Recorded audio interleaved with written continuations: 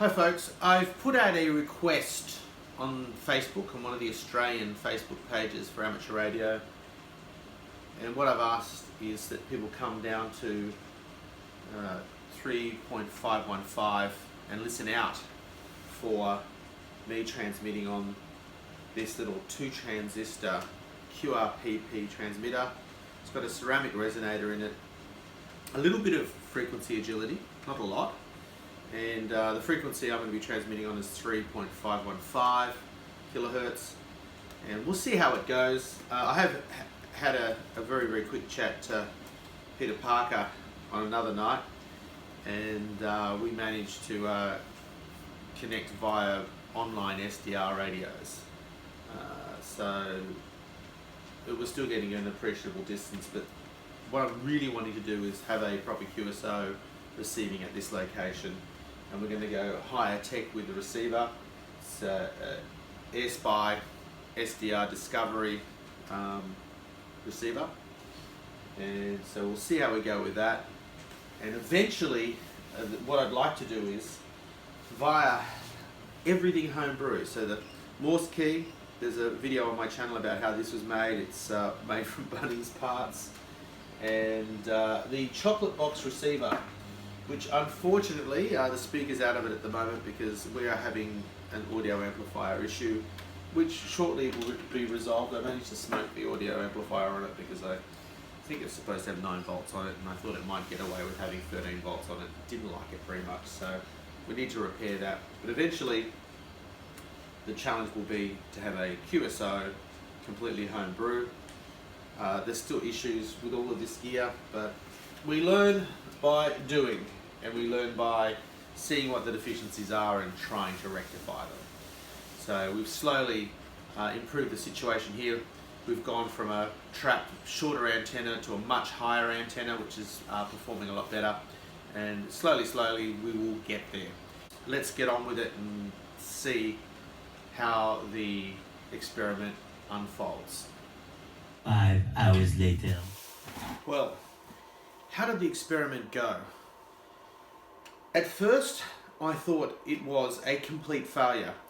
I smashed my wireless microphone, hence the echoey sound from this video. So production values are going backwards. We set up our mooncake transmitter, and about 10 minutes to 9, I'm certain that someone sent George ? With CW, and I tried to reply, and they probably heard the warbly, drifty tone that this thing was putting out and went, "I'm out, I'm not in this," and ran off in complete terror and complete fear.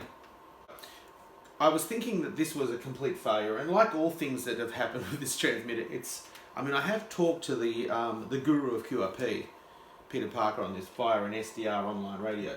We're not worthy! We're not worthy!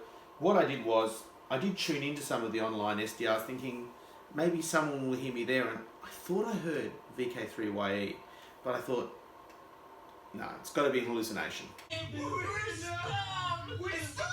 As it turns out, went back to the Facebook page, and there was 2 messages there. There was a message from Fred in Lake Macquarie, VK2SI, Victor Kilo 2 Sierra India, and he said it was very noisy where he was, 5.9 plus for the noise, and he was saying I was just audible. That was nice to hear. Peter Parker was actually listening on the SDR, and that's who I was hearing. I wasn't hallucinating. And Peter got me on the Zulu Lima 1 Romeo Oscar Tango online SDR in New Zealand, and that was just a 429. And then a signal report of 539 on the Victor Kilo 5 Alpha Romeo Golf in South Australia SDR online radio. So once again, that online radio, Victor Kilo 5 Alpha Romeo Golf, kicks bottom. I won't say ass, that would be too rude. Signal to noise on that and whatnot, it's a fantastic online SDR radio. So we didn't get anywhere with the mooncake QSO wise, but it was getting out. So that was nice to know, and one day it's going to happen. If you build it, it will happen. If you build it, he will come. eventually. Anyway, yeah, key, the gap got wider and wider.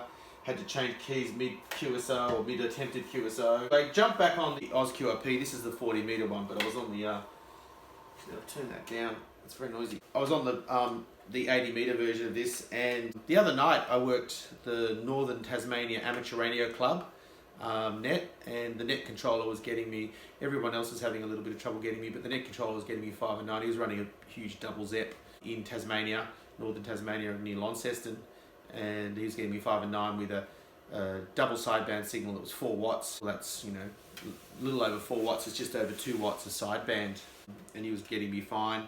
So this little unit's really proving a wonderful thing to play around with. And as the night sort of ended, I was thinking I wasn't going to do any Morse code, any CW, and I heard a very long rag that was happening between 2 operators in Victoria, and they were like chatting away. So I thought, well, this is a good opportunity for me to practice a bit of my CW taking code, and I was sending it at you know, not a hugely fast speed, which is wonderful. Also, you hear people that are just, you know, taking it easy, not trying to, you know, wreck the person that's trying to receive at the other end. And I tail ended as he ended the QSO, and it was getting really late. They'd been chatting till, like, I think it was nearly probably 11 p.m, probably later. Obviously he was ready to hit the sack, but he was nice enough to reply, just tell me sorry. They use the frequency quite a bit, and they invited me back, so I will be coming back to try and have a bit of a rag chew with them and practice a bit more on my CW. But it was very nice of them to reply and let me know that I was most welcome to come back. And that is the thing that you will find with the CW crowd. They're just very welcoming. That's what I've found anyway. Down the bottom end of the band, the effort it takes to learn CW, there is a lot of effort, I won't lie, but I think the rewards are there. So any foundation people watching this video, the Jedi art of CW will never die. Use the Force, Luke. And you should actually become a Padawan and attempt to learn code, because it's a wonderful thing to be able to do, and I think it's something that's really worthwhile keeping alive. There's lots of opportunities, and I might discuss that in another video. CW, it's where it's at. I hope you've enjoyed this video. Thank you to the people that gave me signal reports, Peter and Fred. They're most appreciated, and the encouragement is also appreciated, and more madness in the coming videos. I've started a project where I'm trying to convert an old TV antenna to a directional 2 meter and 70 centimeter antenna. It's a rusty old piece of crap, but I'm going to have a go at running the nano VNA on it to see where it's resonant presently. No surprises, it'll be TV frequencies, hopefully. And then we'll see what we can do to shift its working frequencies. Obviously there's going to be a lot more we need to do to it than just cut elements, because the balance, are receiving balance, etc, etc. So it's going to be an interesting challenge, and I might end up with a piece of rubbish, but I'm starting with a piece of rubbish, so there's nothing to lose really. 7 3s. I will see you in the next video. Thanks for watching. Please like and subscribe, and yeah, I'm going to bed because it's nearly midnight.